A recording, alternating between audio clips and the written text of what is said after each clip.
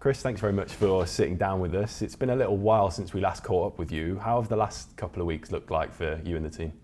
Yeah, they've been good. We've obviously after the Walsall game we did a bit of training, then had a few days to refresh and physically and mentally recharge, and then we came back at it again, and we've been training and kind of reviewing the journey so far. So what have we done well? What can we improve still? We've only had 4 players away on international duty, so we've had a lot around. So trying to use the time effectively to focus on the areas we can improve and maintain what we've been doing well.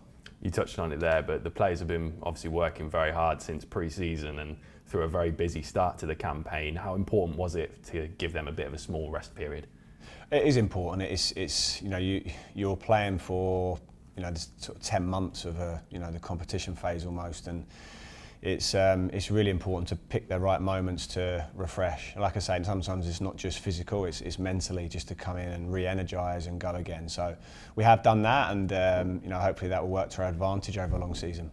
You mentioned the lads who have been away with their nations. Is it always a proud moment for the club to have those internationals representing around the world?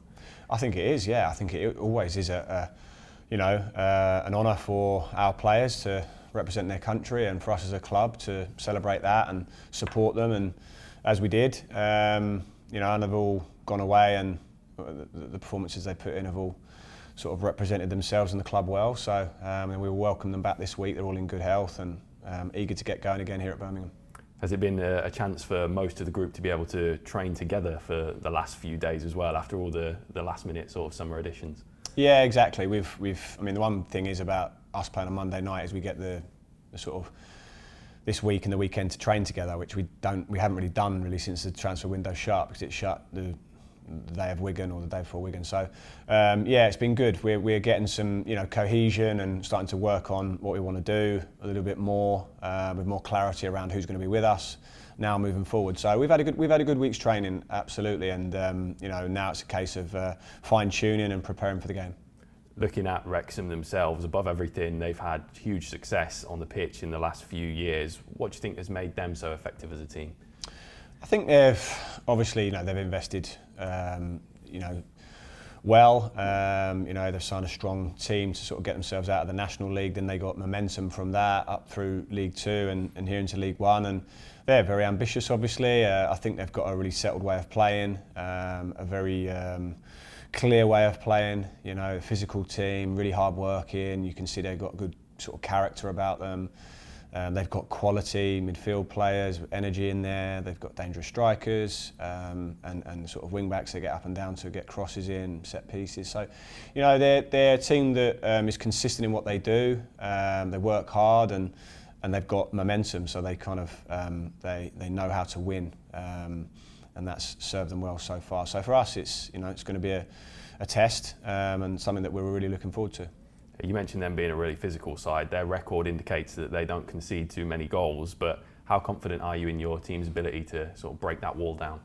Yeah, I am. I mean, we've scored goals, to be fair. In the games we've played, we've scored in every game, and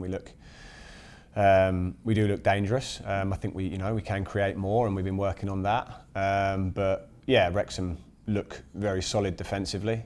You have to obviously find the right pathway to break through them and create those chances, and that's something that we're going to have to be really good on if we're going to create enough.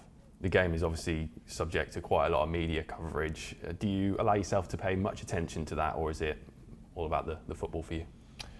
I don't personally pay any attention to it, but I know that the players and that follow social media and things like that, they'll be kind of influenced by the attention around it. I think if it's not a bad thing for us as a club. We want to be in games that everyone's talking about, because that shows that you're doing something right. So we'll embrace any sort of external things that come with that, and look to really focus on how we play on the night. That's the most important thing, and I've reiterated to the players. I've been at clubs where there's been an awful lot of noise and speculation around games, but what it all always boils down to is the players on the pitch and what they do. So not to worry too much about anything else, just focus on playing well and what we do, and then hopefully that will be enough to bring success. despite the fact that it's televised and on a Monday night as well. It's going to be a completely sold out game again. How impressive are you expecting that atmosphere to be? Yeah, I mean, it's something. It's a joy to be there. Honestly, when that stadium gets going and the fans are in full voice, and it's our job to energise them, to excite them, to get them off their seats, and hopefully they were exceptional. I thought against Wigan when we conceded the equaliser against the run of play. The support that they showed the team to sort of, they stayed calm and supported us, and really for our players it was a huge boost, and you could see at the end there was only going to be one winner, and it would have been a case of us running out of time if we didn't get that Scott Wright goal. So the fans are hugely important. It's a wonderful stadium when it gets in full voice, and I'm really looking forward to an evening game there. Just finally, on the lads who are currently out injured, Ethan Laird, Dion Sanderson, Keshi Anderson, any more updates on them? So Keshi Anderson's been in training, kind of reintegrated training the last few days, and Dion's still got a little bit of a way to go, still progressing, I would say, and the same with Lee. Lee's still along that road, and then Ethan and Luke are a little bit longer as well with their injuries. Chris, thank you very much. Thank you.